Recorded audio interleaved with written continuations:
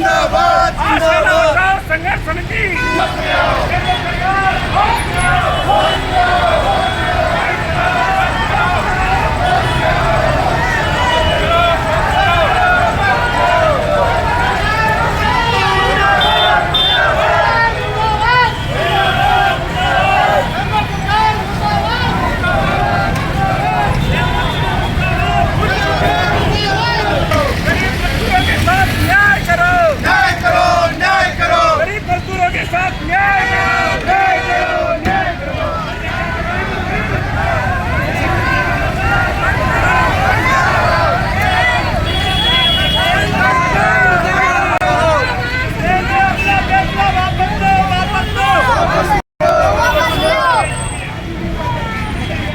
सीकर में railway line के पास फाटक नंबर 1 और 2 के पास में जो बाउंड्री वाल का काम किया जा रहा है, उसमें जिस प्रकार से रेलवे के अधिकारियों ने चिन्हित परिवारों को किया है, मकानों को आशियानों, गरीबों के आशियानों को चिन्हित किया है।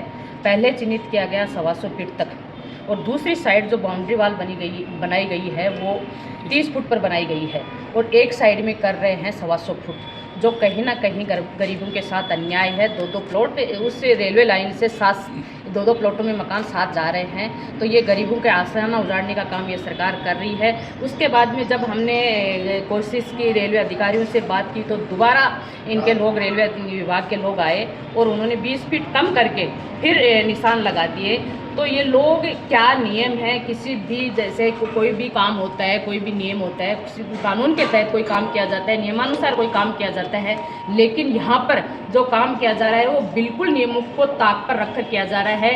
क्योंकि एक तरफ 30 फीट बाउंड्री वाल बनाई जा रही है और सामने की तरफ अब जो दोबारा चिन्हित किया गया उसमें भी 100 फीट आ रही है, तो कहीं ना कहीं ये गरीबों के आशियाना उजाड़ने की सरकार की मंशा है। लेकिन सरकार को ये सोचना चाहिए कि गरीब हमारे भाई बहन हैं, इनके साथ हमें खड़ा होना चाहिए, नहीं कि इनके आशियाने। क्योंकि ये जो लोग गरीब लोग हैं वहाँ पर बस रहे हैं, ये ऐसे लोग हैं जो सुबह कमा करके शाम को अपना बच्चों का पेट पालन करते हैं। ऐसे लोग वहाँ पर रहने वाले हैं, दिहाड़ी मजदूरी करने वाले लोग वहाँ पर रहते हैं। लेकिन इनके जब घर टूट रहे हैं तो इन लोगों में एक डर का माहौल और दहशत का माहौल बना हुआ है कि हम कहाँ जाएंगे। तो मैं कहना चाहती हूँ कि हम इनके साथ खड़े हैं और हम अवगत कराना चाहते हैं कि उच्च अधिकारियों को कि या तो सही सीमांकन करवा करके नियमानुसार जो सामने बाउंड्री वाल बनी हुई है उस हिसाब से इधर भी बाउंड्री वाल करवा दीजिए, नहीं तो ये लोग मजबूरन इन लोगों को बाहर निकल करके आंदोलन करना पड़ेगा। ये ऐसा है कि कल जिलाध्यक्ष जी ने अपने एरिया का अवलोकन किया, दौरा किया, सभी वहाँ के जो वार्डवासी उनसे मिले।